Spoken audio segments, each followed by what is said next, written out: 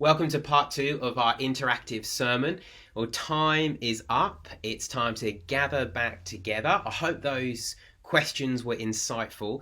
Now, I want you to hold what you found just a little bit longer in your minds, and we'll come back to sharing our thoughts on what you discovered next time.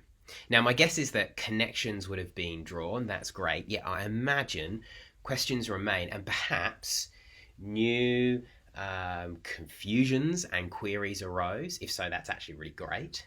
Now, despite of this, and in light of doing this, the big question does still remain for me, and I wonder if it does for you, is what do we do with the New Testament's use of the Old Testament? The niggling feeling I still have is, like, what exactly is Jesus or Paul or any of the other New Testament writers getting at as they take up and they apply Isaiah to their particular scenarios?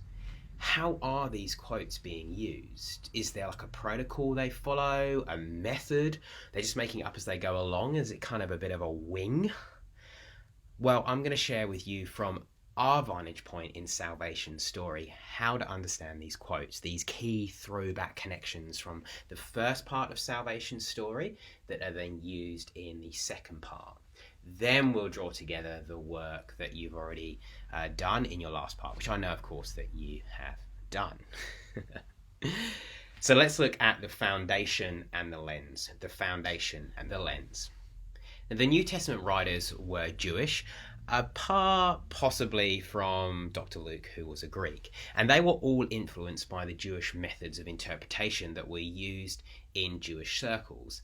And Paul, for example, uses rabbinic training in his letters. That's really clear.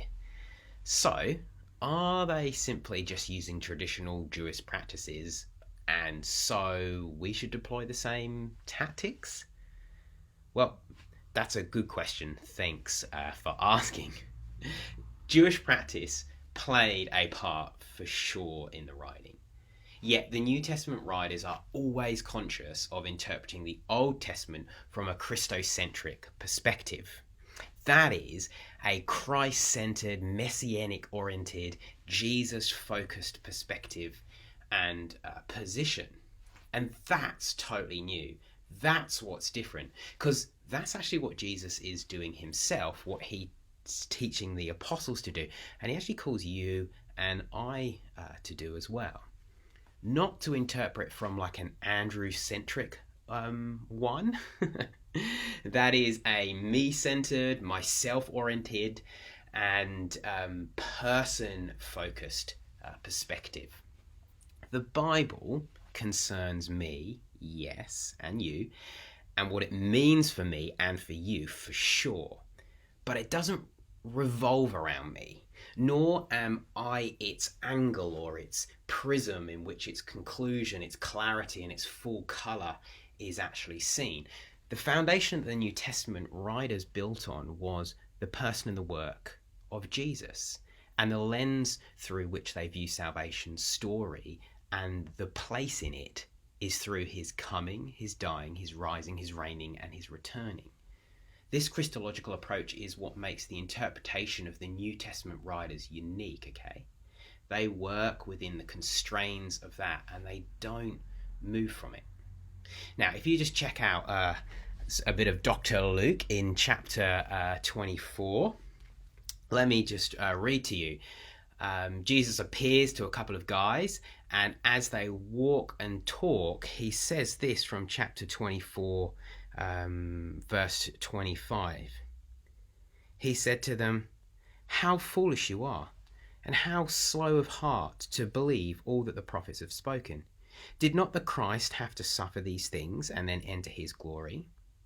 And beginning with Moses and all the prophets, he explained to them what was said in the scriptures concerning himself.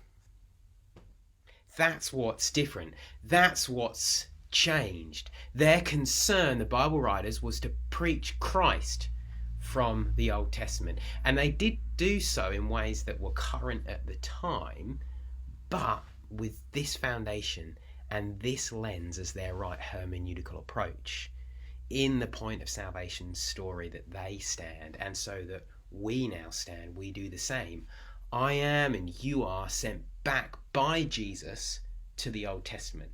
And then the Old Testament sends us back to the New to understand it all of it in relation to him. And as that kind of happens, the quotes, the throwbacks, the citations, the references that are picked up are used actually in 4 particular ways. And I want to take you through those, and I want you guys to think about what categories the Bible passages in the New Testament you looked at might fall into. So let's do that now. The category and the context. Every Old Testament passage brought up and brought in to an argument will fit into one of these 4 main categories.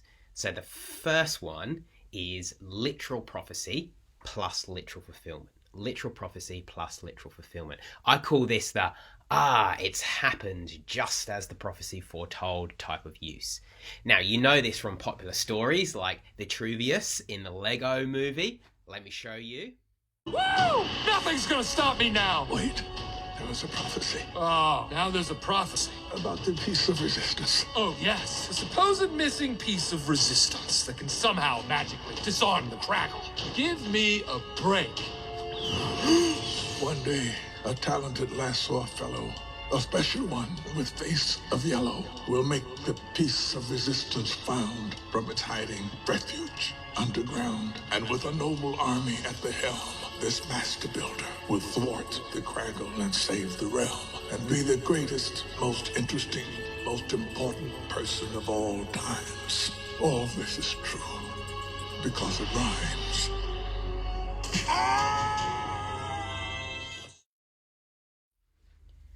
The literal prophecy plus fulfillment is when the Old Testament speaks literally of a specific event in the future.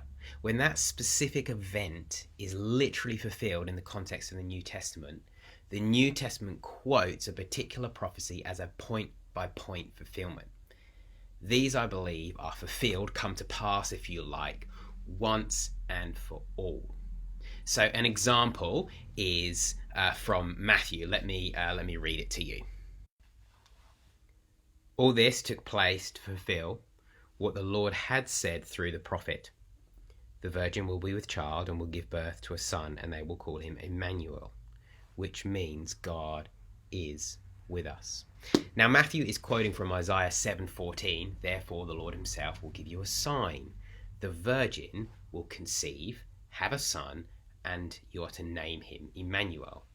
The context of Isaiah 14 is predicting that when the Messiah is born, he will be born of a virgin. That's the literal meaning of Isaiah's word Ahaz as he inspects the aqueducts.